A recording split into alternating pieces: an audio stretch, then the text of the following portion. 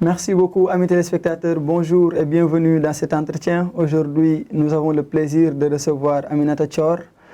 Elle est journaliste, blogueuse, elle est aussi chroniqueur. Et Aminata Thior est aussi entrepreneur, c'est la fondatrice de Setalma. Mais aujourd'hui, elle est là pour nous parler de son ouvrage intitulé justement Mon cahier, ma peau saine et belle au naturel. Nous allons parler avec Aminata Thior de cet ouvrage, mais aussi de son parcours. Aminata Thior, bonjour. Bonjour, Abdoulaye. Un plaisir de vous recevoir à Amani TV. Plaisir partagé. Alors d'abord, Aminata Thior, on vous voit très active pour la cause des femmes, un peu sur votre parcours et ce qui vous a amené peut-être à vous intéresser à ces questions-là. Déjà, je suis une ingénieure télécom de formation et je me suis reconvertie dans le journalisme parce que c'est le métier que j'ai toujours voulu faire. Et ensuite, j'ai voulu créer mon entreprise dans le domaine des médias. Je voulais un média spécialisé sur tout ce qui est économie. Et il se trouve que j'ai commencé par le domaine de la beauté et des cosmétiques parce que voilà, c'est là où il y avait le plus de potentiel au moment où moi je commençais. Et c'est là où il y avait surtout le plus de besoins. Et du coup, quand on dit beauté et cosmétiques, forcément on s'intéresse aux femmes. Mais avant cela, dans mes activités de blogging ou de journalisme, je me suis intéressée à tout ce qui est lié aux femmes, en fait, mais naturellement, de manière naturelle. Il y a des questions de société liées aux femmes, une injustice liée aux femmes. Je pense que je suis sensible à ces questions-là. Et ça m'a poussée naturellement à aller vers des sujets liés aux femmes. Mais voilà. Sinon, Setalma, c'est un média spécialisé sur le marché de la beauté et des cosmétiques. On a deux cibles. Une cible de consommatrices africaines. Déjà, ce n'est pas que le Sénégal, c'est vraiment l'Afrique francophone. Et l'ambition, c'est d'aller conquérir tout le continent africain. Donc, deux cibles dans ce média-là. Une cible de consommateurs, majoritairement consommatrices africaines, et une cible d'entreprises qui sont dans ce domaine de la beauté et des cosmétiques. Et d'entreprises, donc c'est tous les professionnels de la beauté, que ce soit des marques de cosmétiques, des instituts de beauté, des sites e-commerce beauté, enfin tous les professionnels qui évoluent dans ce secteur-là, c'est notre deuxième cible. Et donc là, ce livre-là, je l'ai écrit pour cette première cible de consommateurs ou de consommatrices qui cherchent à avoir une belle peau sans forcément passer par la case dépigmentation. Merci beaucoup. Donc, et justement, par rapport à ce parcours-là, vous avez parlé des télécoms, mais comment, en fait, vous est venue l'idée de rejoindre le journalisme justement jusqu'à créer Setalma? Je pense que ça s'est fait naturellement. J'ai toujours voulu faire du journalisme. Mais vraiment, si j'avais le choix, dès le début, j'aurais fait du journalisme. Mais on est en Afrique, on est au Sénégal. Les parents te disent toujours, oui c'est ça, faut faire science parce que c'est là où on a le plus de chances d'avoir un bon job, un bon salaire, tout ça. Et donc j'ai suivi cette, cette envie des parents. Comme ça, pour les satisfaire. Oui, de les satisfaire. Et voilà, ma chance, c'est que j'étais aussi bonne en sciences qu'en tout ce qui est littérature ou français. Et du coup, naturellement aussi, j'ai pas insisté, j'ai forcé, je suis allée dans cette voie de sciences. Et c'est quelque chose que j'aime aussi, j'aime beaucoup les sciences. Du coup, j'ai fait ingénierie, mais sans regret. Ça fait partie de moi. Je pense que oui, peut-être que c'est ça aussi qui a fait de Setalma ce qu'il est aujourd'hui. On est le premier média spécialisé sur un secteur donc cosmétique qui a sorti les premiers rapports sur ce marché-là. Je pense que c'est mon background de scientifique qui m'a permis ça. Donc, il n'y a pas de regret, je devais passer par là. Mais c'était clairement un choix des parents, un choix poussé par les parents. Et au bout d'un moment, je me suis écoutée. Et moi, c'est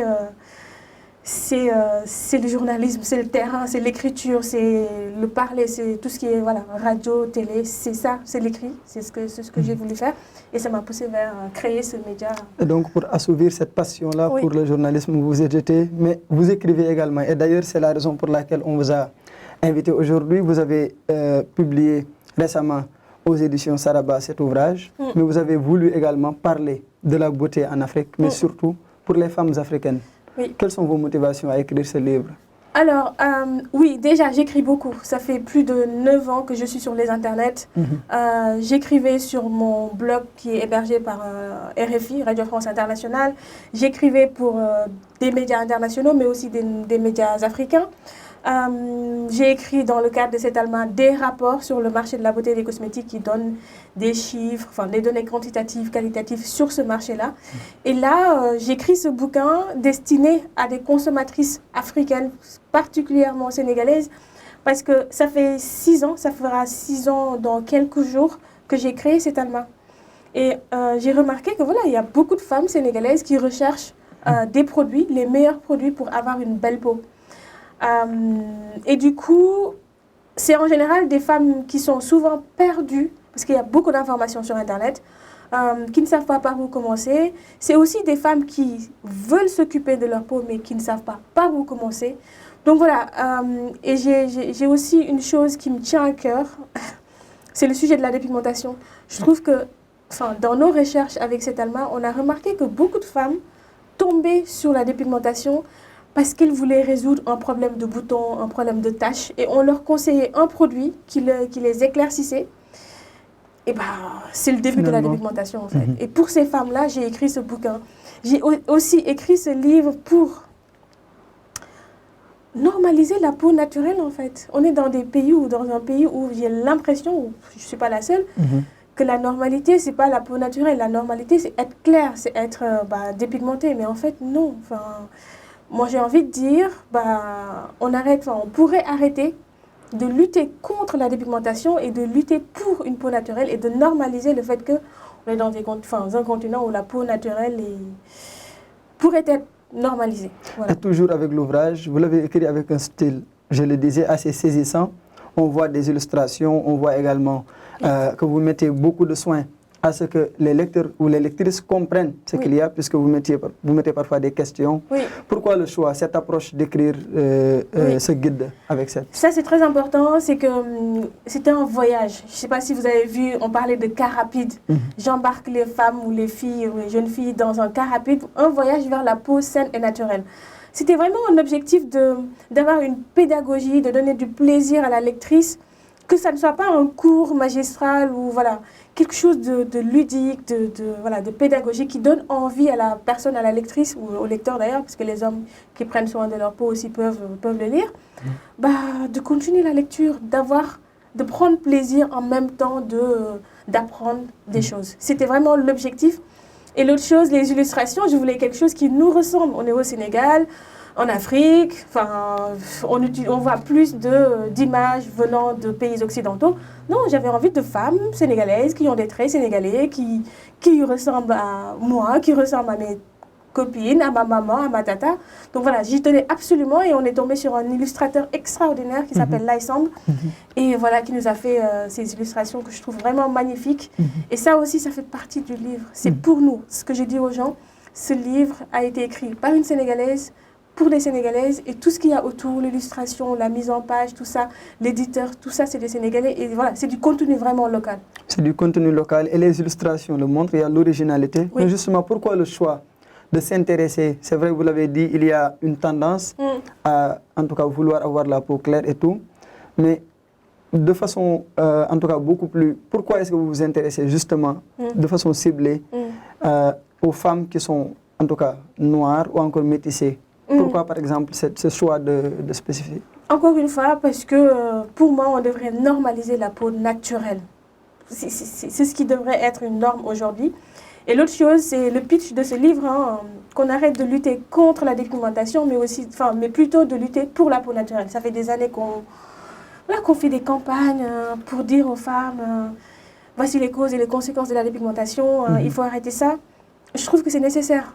C'était vraiment nécessaire et c'est toujours nécessaire. Maintenant, j'ai comme l'impression qu'on est arrivé à une limite de cette méthode-là, qu'il faudrait qu'on valorise autre chose. Et ce qu'on devrait valoriser, c'est la peau naturelle. Qu'elle soit noire ou claire, mais naturelle. Mettre plus de femmes qui ont la peau naturelle ou donner plus de parole, plus la parole à des femmes qui veulent garder leur peau naturelle, qui ont la peau naturelle, qui magnifient cette peau naturelle. Inverser cette tendance en fait. Et donc, au lieu justement de s'attaquer aux questions, proposer également des solutions. C'est ça. Et c'est ce que vous faites une alternative, en leur disant que, en fait, ce livre dit, on n'est pas obligé de faire du léral ou du khessal pour être belle. On peut garder notre peau naturelle en utilisant les meilleurs produits, en mangeant des bons aliments qui favorisent en temps éclatant une belle peau, en ayant un style de vie aussi qui favorise cette belle peau. Un style de vie, c'est faire du sport par exemple, c'est manger bien, tout ça.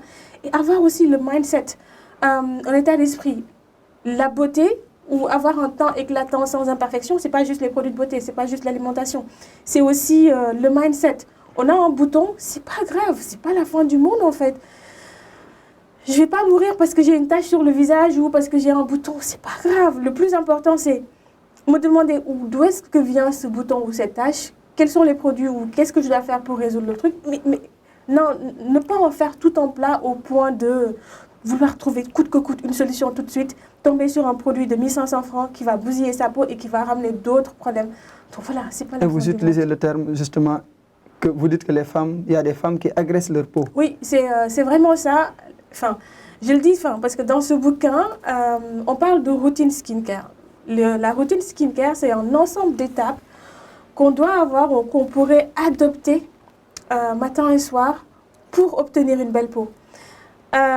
Et dans cette routine, je dis, il y a un ensemble de produits à utiliser de manière fréquente, tout ça. Ce que j'ai remarqué dans mon travail, parce que ce bouquin, je l'ai écrit au bout de 5 ans d'existence de cet almanach, donc beaucoup de recherches, beaucoup d'échanges avec les professionnels de la peau, les dermatologues, et donc ça, c'est le fruit de ces échanges-là et de ces recherches.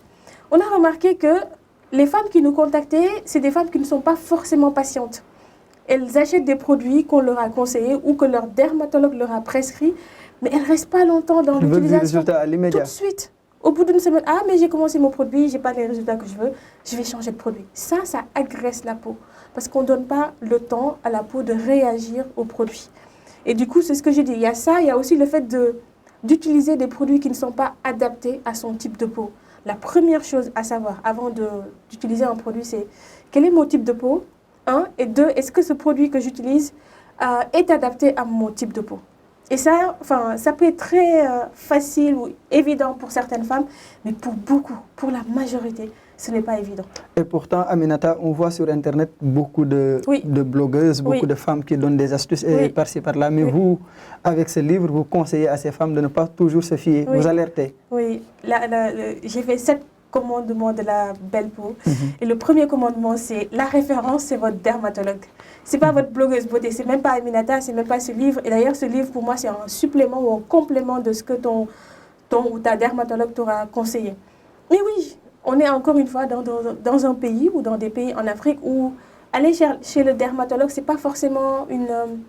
c'est pas de nos habitudes. C'est ça fait pas partie des habitudes. Alors que dès qu'on a un problème de peau, la première personne à aller contacter, c'est le dermato. Vraiment. Et la référence, c'est le dermatologue. C'est pas forcément. Je dis pas que c'est pas la blogueuse, mais c'est pas forcément la blogueuse, l'instagrammeuse, tout ça. Parce que ces gens-là donnent des conseils. Mais des conseils adaptés à leur type de peau. Et pas forcément à ton type de peau, à toi. La dermatologue, c'est un médecin de la peau. C'est un professionnel de la peau qui connaît son métier, qui te prescrit quelque chose, donc il faut suivre. En tout cas, c'est une référence. C'est la référence pour ta peau par rapport aux autres. Par rapport aux autres. Et justement, Aminata, j'ai également envie de vous demander pourquoi également ce choix d'écrire, en tout cas, un livre, c'est-à-dire qu'on sait qu'il y avait plusieurs manières. Vous avez parlé de s'étalement, vous faites des activités. Mais pourquoi le choix de la durabilité, d'écrire? Déjà, moi, je suis une grande lectrice. Les livres ont changé ma vie. J'ai commencé à lire. Je pense que pour nous tous, quand on était au primaire et qu'il y avait la fin de l'année, on nous donnait des prix. Mes premiers bouquins venaient de ces prix-là qu'on nous donnait en primaire lors des cérémonies de remise de prix. Et voilà, j'ai été très tôt... accès aux livres très tôt, j'ai très tôt lu et voilà, les livres ont changé ma vie. Ça, c'est la première chose. La deuxième chose, on a déjà écrit beaucoup d'articles sur Internet sur comment prendre sa peau, comment prendre soin de sa peau sur Internet. Et pour moi, évidemment, l'autre étape, c'est de partir sur un format papier qui va avoir une vie beaucoup plus longue et qui va toucher des jeunes femmes qui n'ont pas forcément accès à Internet. Autre chose aussi, même pour celles qui ont accès à Internet, l'avoir dans sa bibliothèque ou quelque part, l'aidera à faire le tri de ce qu'on dit sur Internet, de ce qui est bien, de ce qui n'est pas bien. Parce qu'il y a beaucoup de choses sur Internet. Il y a énormément de choses sur Internet. Et là, justement, comme vous l'avez dit tout à l'heure, j'ai fait des choix sur l'essentiel, ce qu'il faut savoir pour ne pas être tenté par plusieurs choses. Non, juste l'essentiel, avec des informations, mais vraiment factuelles, utiles, pratiques, précises. Et donc voilà, pour ne pas se perdre. Donc ce bouquin, ce format papier, je l'ai fait parce que je suis une grande lectrice. Je l'ai fait parce que je me dis qu'il y a encore des milliers de jeunes femmes que je n'ai pas encore touchées sur Internet, qui sont des lectrices, qui vont être des futures lectrices, qui vont tomber sur ce bouquin, qui vont peut-être leur sauver la vie, parce que peut-être ce sont des femmes qui allaient tomber sur un produit dépigmentant, mais en ayant ce bouquin, ça leur a sauvé la vie. Et pour toutes ces femmes-là qui sont sur Internet, qui adorent lire, mais qui ne veulent pas avoir accès à toutes ces informations, qui vont les perdre, mais ce livre-là qui va juste leur donner l'essentiel. Alors, vous consacrez également une partie importante dans ce livre en tout cas au skincare, ce que vous appelez, en tout cas cette routine pour prendre soin de sa peau. Est-ce que vous pouvez revenir un peu sur cette routine? Oui, c'est le socle du livre en fait. Je consacre une grande partie sur le skincare. C'est un ensemble de soins qu'on fait tous les jours, matin et soir, évidemment avec des produits. Et ça, ces produits-là, on les choisit en fonction de son type de peau. Qu'on ait une peau normale, grasse, mixte. Je consacre une bonne partie du livre sur le skincare. Une routine skincare, c'est un ensemble de gestes, de produits qu'on utilise matin et soir pour prendre soin de sa peau. Et donc ça dépend du type de peau de la femme.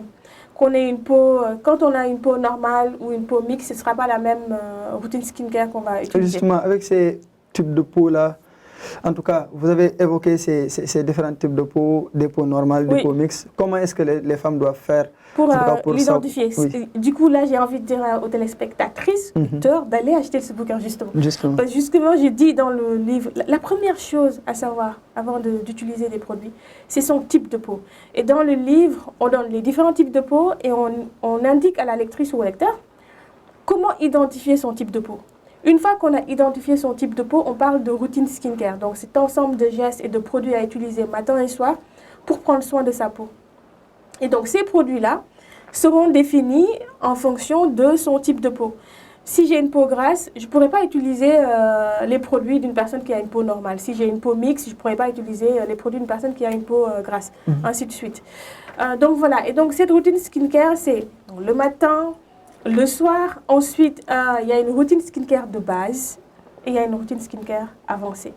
La routine skincare de base, c'est se démaquiller, c'est se nettoyer, c'est mettre une crème hydratante, c'est mettre une crème solaire. Ça, pour moi, c'est ce que toutes les femmes, j'aime pas utiliser le mot devraient, mais vraiment, c'est la base pour prendre soin de sa peau. Ces 4 étapes sont essentielles pour avoir une belle peau au naturel, sans maquillage, sans rien du tout. Et il y a un point sur lequel j'aimerais bien insister, c'est la crème solaire. C'est la 4e étape. On est dans un pays où, quand on parle de crème solaire, les gens ou les femmes pensent que ce n'est pas un truc de Sénégalais ou d'Africains, mais c'est plutôt pour les Toubabs. Mais en fait, non. La crème solaire nous protège des rayons du soleil. Elle protège notre peau contre le vieillissement de la peau.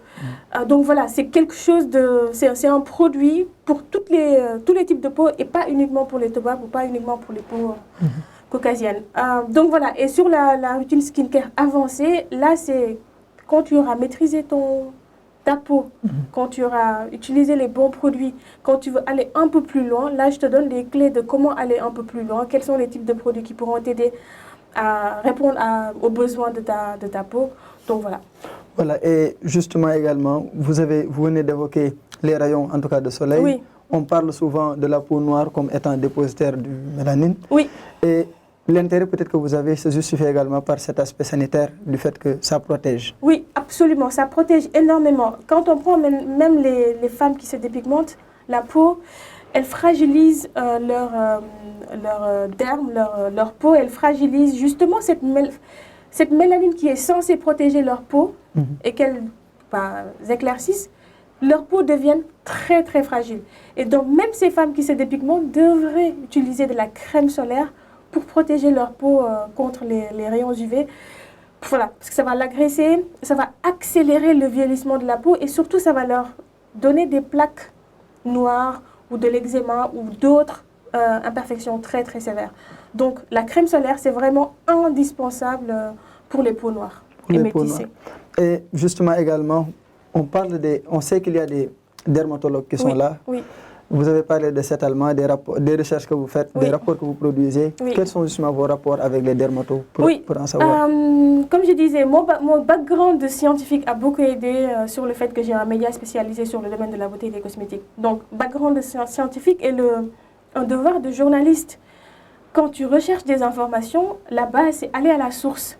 Les informations qu'on donne, qu'on écrit sur notre site concernant les consommateurs, on va à la source. La source, c'est aller travailler avec les dermatologues du Sénégal, c'est aller voir directement les personnes qui dirigent les instituts de beauté, qui connaissent la peau, qui maîtrisent la peau, pour nous donner des informations. Nos rapports avec ces gens-là, c'est très simplement, c'est eux qui nous donnent les informations. Et nous, voilà, on traduit en écriture et puis on informe nos followers, ou plutôt nos consommateurs. Depuis le début, j'ai beaucoup travaillé avec le docteur Fatima Tali. Bon, voilà, à chaque fois qu'on a justement sur la crème solaire, on a travaillé avec ses équipes, on a fait des vidéos pour sensibiliser notre communauté sur l'importance de la crème solaire. Quand on a des événements à Dakar, on l'invite aussi pour qu'elle nous parle de la peau. Donc voilà, nous on travaille, c'est notre particularité, travailler avec les professionnels de ce secteur-là et puis informer notre cible finale. Alors quelque chose d'autre peut-être Aminata, on voit que souvent ces jeunes-là, dans les collèges et lycées qui s'adonnent à la dépigmentation, c'est souvent parce qu'elles voient dans les médias des femmes en tout cas qui sont claires, qui sont mises en... Quelle est votre perception par rapport à ça? C'est ce que j'ai dit, on est dans un pays où on a l'impression que la norme c'est être clair. Parce qu'on a plus d'images de femmes claires à la télévision, dans les affiches publicitaires, que ce soit à la télé ou dehors. Et donc du coup, voilà, on envoie un message aux jeunes filles, aux jeunes femmes. On leur dit en fait, il faut être clair, pour être belle, il faut être clair. C'est le message qu'on dit, qu'on leur envoie, même si on ne le dit pas. C'est l'image. L'image dit tout en fait. Et donc je dis, à travers ce bouquin-là, c'est normaliser la peau naturelle. Qu'elle soit claire ou noire, voilà, la norme, ce n'est pas le teint clair, la norme, c'est la peau naturelle. Et donc, du coup, à toutes ces jeunes filles, j'ai écrit ce livre pour ces jeunes femmes-là, j'ai écrit ce livre pour ces jeunes filles-là. Et je lance là un appel à toutes les personnes qui m'écoutent, qui me voient, qui pourraient acheter ce livre et l'offrir à des jeunes filles, à des lycéennes, à des collégiennes, à des mêmes petites filles lors de cérémonies de remise des prix. J'insiste sur ça. Parce que les meilleurs livres qui ont changé ma vie, je les ai retrouvés dans ce lot de livres. Donc voilà, toutes les personnes qui pourront acheter pour offrir aux collégiennes, lycéennes ou petites filles, pour moi c'est l'occasion de faire ça. Donc je lance vraiment un appel aux écoles, aux lycées, aux collèges, aux personnes qui comprennent voilà, l'enjeu autour de la dépigmentation, l'importance de garder sa peau naturelle et qui comprennent toutes les conséquences que ça pourrait amener du point de vue santé, surtout du point de vue identité, du point de vue confiance en soi, du point de vue estime de soi. Donc pour toutes ces personnes qui comprennent ces enjeux-là, voilà, ce livre répond à cela, ce livre valorise la peau naturelle, encore une fois, qu'elle soit claire ou noire. Ce livre, en fait, c'est un outil, encore une fois, pour lutter pour la peau naturelle. Et Aminata Thior, c'est aussi une activiste pour la femme. Peut-être ça entre dans ce cadre. Le mot activiste est trop fort. Mais voilà, les questions liées aux femmes m'intéressent fortement. Et comment ne pas l'être dans une société où voilà, il y a encore beaucoup de problématiques qui sont aux oubliettes ou qui sont oubliées, qui concernent les femmes. On voit parler de Sokorokor, on voit parler en tout cas de beaucoup de concepts qui sont peut-être liés à la société, à l'évolution de... Je pense, oui, c'est plus des sujets de société. Je trouve que ce sont des sujets de société liés à la femme, qu'on ne traite pas, qu'on ne prenne pas au sérieux parce qu'on dit que ce n'est pas des problèmes. Et je ne suis pas d'accord quand on dit que ce ne sont pas des problèmes, sachant que tous les ans, ce problème ou ce sujet se met sur la table, ça veut dire qu'il y a quelque chose. Et donc ça, voilà, j'ai la chance de pouvoir parler, de pouvoir écrire. Je l'utilise et je dis non, en fait, je fais des recherches. C'est pas des... bien sûr, c'est ma pensée personnelle, mais je fais des recherches pour dire qu'en fait, c'est un problème. Se baser sur des faits. Oui, pour dire que c'est un problème. Donc voilà, je je parle de ces sujets naturellement parce qu'encore une fois, à mon avis, c'est pas assez traité de manière très sérieuse, c'est pas encore pris au sérieux dans nos sociétés. Je reste convaincue que le jour où voilà, on aura une société où les femmes ont moins de pression sociale, notre pays se développera dans tous les points, dans tous les domaines en fait, économiquement, socialement, culturellement, enfin voilà, et toute la société. Tout le monde en profitera en fait. Alors merci beaucoup, on est donc bientôt au terme de cette émission, mais avant de finir, j'aimerais bien vous inviter peut-être à parler de ce rêve que vous avez décrit dans ce livre, ce rêve justement de voir peut-être un monde où on ne lutte plus peut-être contre la dépigmentation, mais pour la peau naturelle. Absolument, ouais, je vais quand même lire le premier paragraphe. J'ai un rêve, celui de vivre dans une Afrique où garder sa peau naturelle est la norme. Je rêve de voir une nouvelle génération de femmes africaines embrasser leur peau naturelle. Une peau naturelle qu'elles apprendront à connaître profondément et à chérir. Une peau naturelle avec laquelle elles construiront une grande partie de leur identité. Oui, j'ai un rêve et en partie c'est celui-là, qu'on connaisse notre peau, qu'on apprenne à la chérir, à l'adorer, à trouver que c'est ça la normalité. Et qu'elle est belle cette peau naturelle en fait. Encore une fois, je parle de peau noire, naturelle ou claire, mais naturelle. Et que le maquillage c'est quelque chose qui doit venir juste embellir cette peau naturelle. Et donc du coup, voilà, qu'on apprenne à nos petites filles qu'elles ont de l'or, leur peau est belle, qu'elle est normale, qu'elle est juste magnifique. Et que voilà, ça fait partie de notre identité, tout simplement. Et donc du coup, voilà, j'ai ce rêve en Afrique. Et je ne demande pas aux gens de croire à mon rêve. Je demande juste aux gens de m'aider à réaliser ce rêve. Juste participer. Si une personne, 2, 3, 100, 1000, 2 millions de personnes le font, bah, je suis sûre, moi, je suis certaine que je vais atteindre mon rêve. Je ne sais pas si je suis claire. Oui. Vous n'êtes pas obligé de croire en mon rêve. Juste participer. Aidez-moi à réaliser ce rêve-là. Et le meilleur moyen de m'aider à réaliser ce rêve, c'est de faire en sorte que ce livre soit lu par des millions, voire des milliards de jeunes filles africaines. Aujourd'hui, on va dire millions de jeunes filles sénégalaises.